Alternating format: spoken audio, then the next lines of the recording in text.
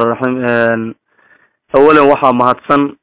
aanu mahadnaqayaa Cawil Cagaare oo ah wariyaha soo gudbiya Dambal TV ee bariga iyo bartamaha Aasiya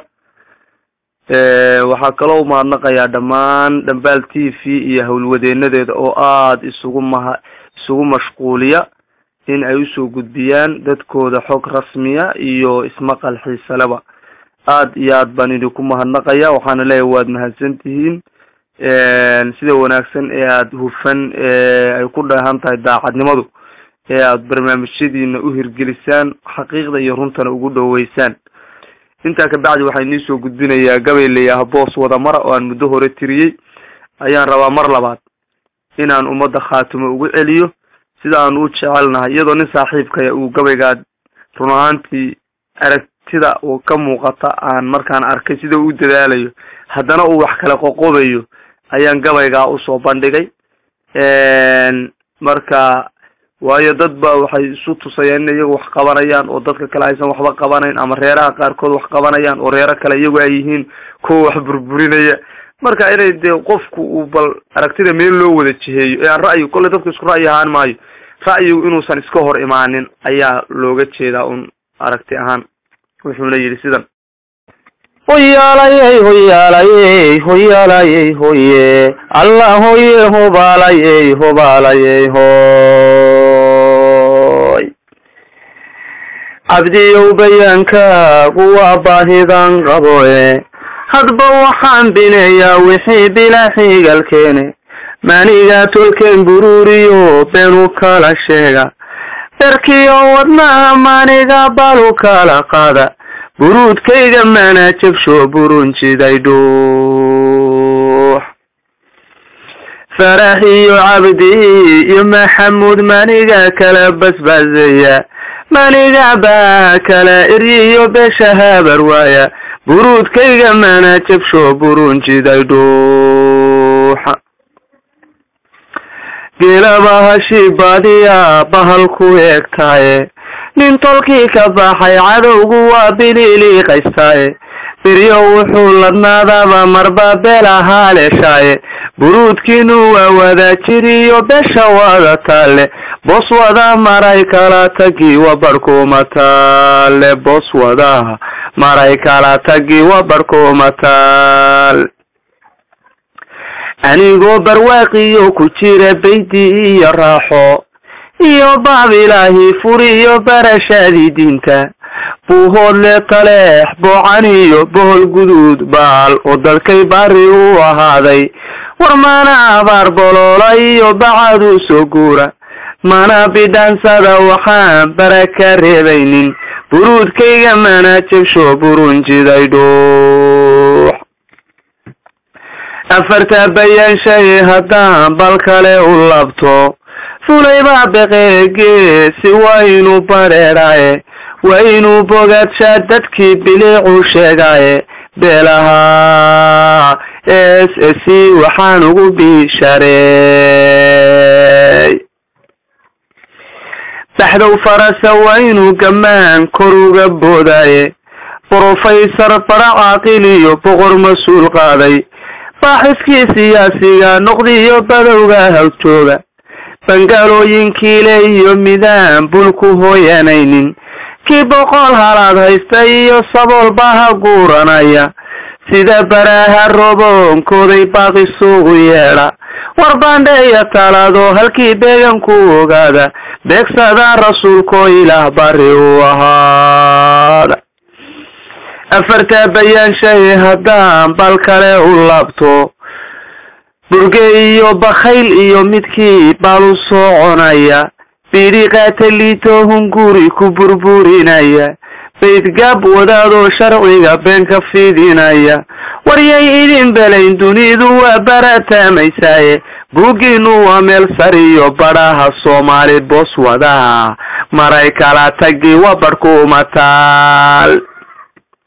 burge iyo bakhayl iyo midkii balu soconaya bidhi qaataliito hunguri ku burburinaya baydgaab wadaadoo sharciga been ka fidinaya barjabiyo ra'yiga midan bidna laga siinin wariyay balayn dunidu waa barataamaysaaye buuginu waa meel sariyo baraha Soomaali boos wada maray kala tagi waa barkuuma taal afarta bayan shay haddaan bal kale u labto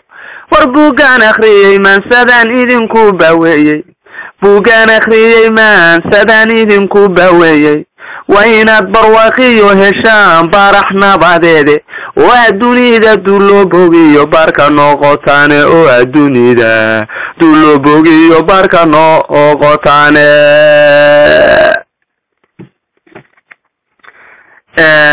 waad maqlaysaa gabayga waxa weeye gabay oo aan ugu talagalay macnaha in ay dadku ay boos wada maraan oo ra'yiga dadku waxa leeyahay ra'yiga rag waa mulacyo afkood mulacyaduna afka isuma saarmaan ama maxaa leeyahay baasha la irbada dharka lagu tolo afka isuma saaranto laakiin waxa wacan inaan laba midba dhinac loo jeediyo dhinac loo wada jeediyo laano sidaas ay aanan ra'yigu isaga hor imaanay falaadho inay dhinac u wada jeediyeen iska soo horjeedo waxa wacan dhinac loo wada jeediyo dadka mabda'oodu maanta dhinac bay u wada jeedaan sida laajiligeed aad baana noogu bogaadinayaa deewinka abwaanka waxa leeyahay dadka ifka waxa ugu ayaan daran ninka garashii aqoon leh ku dhaqmaayay diinta ifka ugu ayaan daran dadku wuxuu sararkeeda keligi danqaya ana qofka aqoonyahanka ah ee diinta iyo iimaanka iyo dhaqanka wale waxa danqaya wax uusan dadka kala arkay marka dadka abwaanada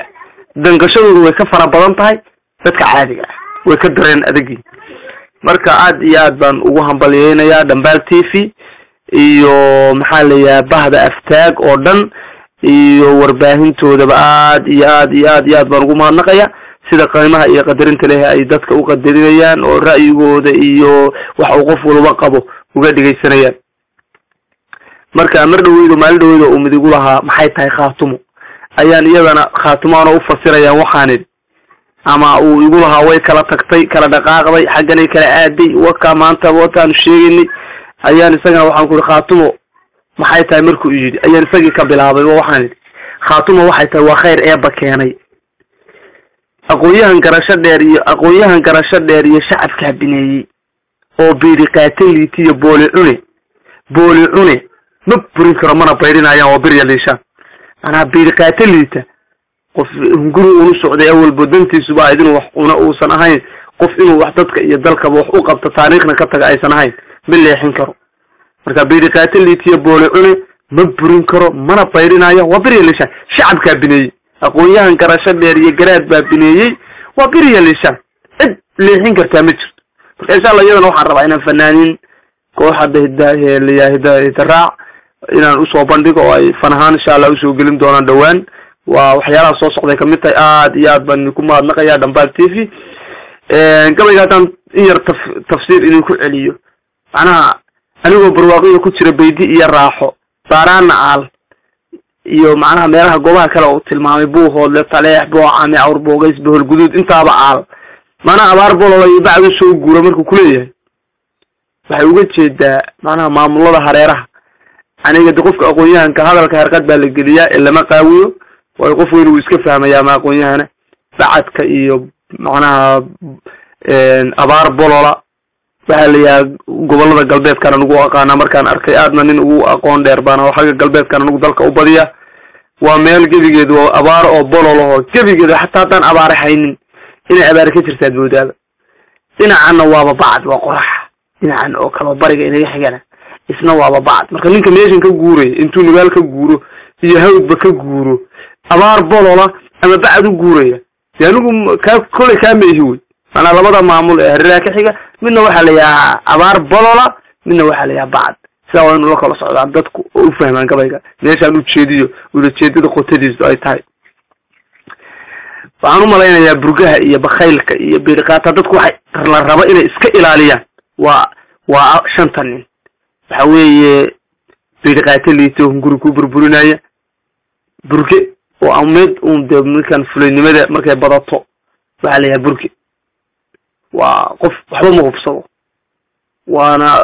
wax walbana waa u qaribaya waad ka taqaanaa burde iyo bakhayl iyo midkii baalo soconaya biiri qaatiliito hunguri ku burburinay beed kaab wadaad oo sharciga been khafsinay kuwa qalalaha halkan dil la taagano de qofka jiritaankiisa nabiga calayhi salaatu wasalaam wuxuu yidhi ninka maalkiisa iyo naftiisa loogu yimaado oo ku dhintaa fahuwa shahiid rasuulka xadiiskiisa nagaga filan marka ninka dhinaca kale u jahaynayo naagtaada iyo gurigaaga cirdigaaga iyo sharaftaada lagu xadgudbo waayo qofka islaamka ah waxa ugu xun oo rasuulka calayhi salaatu wasalaam xadiiska uu sheegay waxay tahay an yaxqira akhuhu الشر المسلم قفك مسلم كشر تحقير وحاول فلان أن يحقر أخاه مسلم إنه قفك مسلم كأهو وحقره مركز تاسنا دينة إسلامكم موقلة عدة عردقة شرفتنا كحد قدتنا دينة إسلامكم دي ماشي كتاغنتا وين أغناي مركز وحان لها دنبال تي في يفتاق با يبهدا نعاقر هقامنا يهادا برقية برطمان آسية شوكتبه آد إياد بان يكون مهد نقيا عنيقو انجنير عبد الفتاح مختل